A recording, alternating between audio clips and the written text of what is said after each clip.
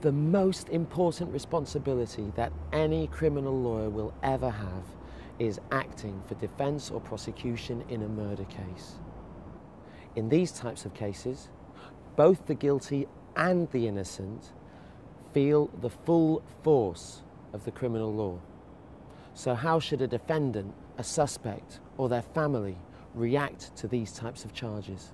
The main difference between the investigation of a murder and the investigation of most other crime is the amount of resources that the state is prepared to throw at it. It's basically open-ended. The full might of the state, as many police officers as is required to investigate, as many forensic science reports and experts as are required, as many interviews done with witnesses as required to attain a conviction. All of that happens.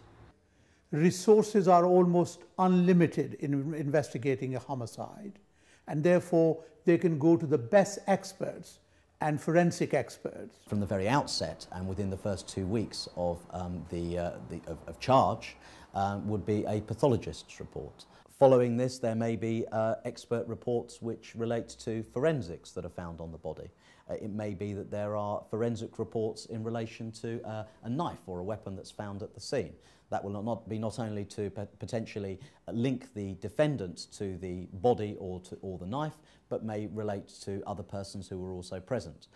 There are numerous different types of reports that can be served in cases like this.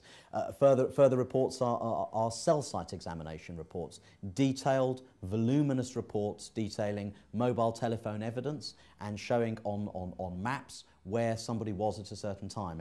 But people have to understand the process when investigation takes place, how and what happens between the investigator and the forensic scientist.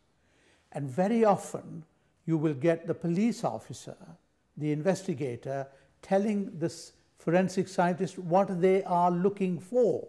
Now, that's not to suggest that an expert is not independent, but if an expert is employed in 90% of his work by the Crown Prosecution Service, you often tend to find that the findings are in line with the findings that they would like. So how do we deal with this as defence lawyers, as a defence team? The key thing to note here is that there is forensic science is not an exact science. What it is, it's an opinion based on the evidence. Very often the prosecution expert evidence can be challenged successfully.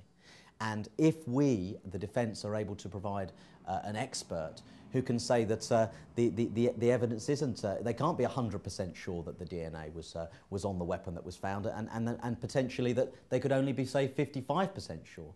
That is enough for the purposes of a jury to create reasonable doubt in their mind.